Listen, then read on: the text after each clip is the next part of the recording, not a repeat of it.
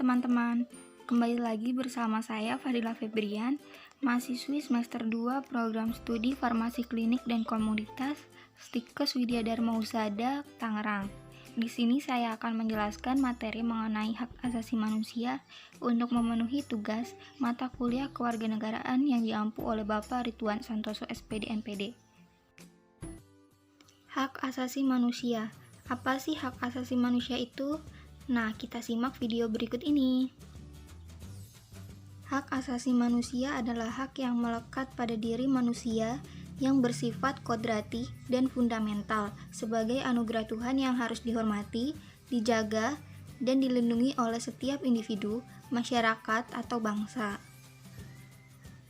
HAM berlaku untuk semua orang, tanpa memandang jenis kelamin, ras, agama, etnis, golongan, pandangan politik atau asal-usul sosial dan bangsa serta tidak bisa dilanggar.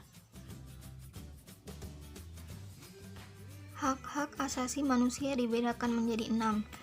Yang pertama, hak-hak asasi pribadi meliputi kebebasan menyatakan pendapat, kebebasan memeluk agama, dan kebebasan bergerak. Yang kedua, hak-hak asasi ekonomi, yaitu hak untuk memiliki sesuatu, membeli, dan menjual serta memanfaatkannya. Yang ketiga, hak-hak asasi politik, yaitu hak untuk ikut serta dalam pemerintahan, hak pilih, dipilih, dan memilih dalam suatu pemilihan umum, dan hak untuk mendirikan partai politik. Yang keempat, hak-hak asasi untuk mendapatkan perlakuan yang sama dalam hukum dan pemerintahan. Yang kelima, hak-hak asasi sosial dan kebudayaan, misalnya hak untuk memilih pendidikan dan hak untuk mengembangkan kebudayaan.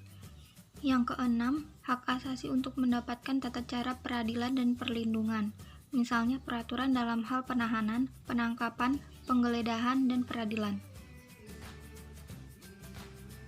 Penjabaran hak asasi manusia dalam Undang-Undang Dasar 1945.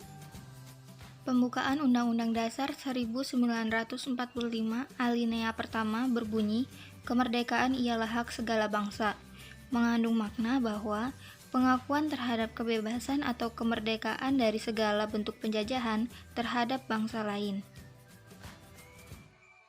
Pembukaan Undang-Undang Dasar 1945 alinea kedua berbunyi, mengantarkan rakyat Indonesia ke depan pintu gerbang kemerdekaan negara Indonesia yang merdeka, bersatu, berdaulat, adil, dan makmur.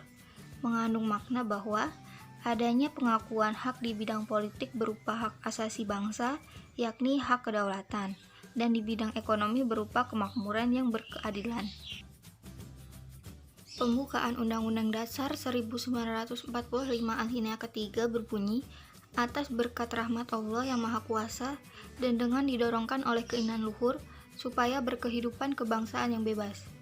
Mengandung makna bahwa adanya pengakuan hak dan kewajiban beragama serta hak atas kebebasan berkebangsaan yang dilandasi oleh nilai-nilai luhur. Pembukaan Undang-Undang Dasar 1945 alinea keempat berbunyi, melindungi segenap bangsa Indonesia dan seluruh tumpah darah Indonesia, dan untuk memajukan kesejahteraan umum, mencerdaskan kehidupan bangsa, dan ikut melaksanakan ketertiban dunia. Mengandung makna bahwa adanya pengakuan dan perlindungan terhadap hak asasi dalam segala bidang, yaitu pendidikan, politik, hukum, sosial, budaya, dan ekonomi. Pelanggaran HAM dibedakan menjadi 2, yaitu yang pertama pelanggaran HAM berat, yang kedua pelanggaran HAM ringan. Pelanggaran HAM berat meliputi kejahatan genosida, kejahatan kemanusiaan, pembunuhan, perbudakan, dan lainnya. Sedangkan pelanggaran HAM ringan meliputi penganiayaan, pemukulan, pencemaran nama baik, dan lainnya.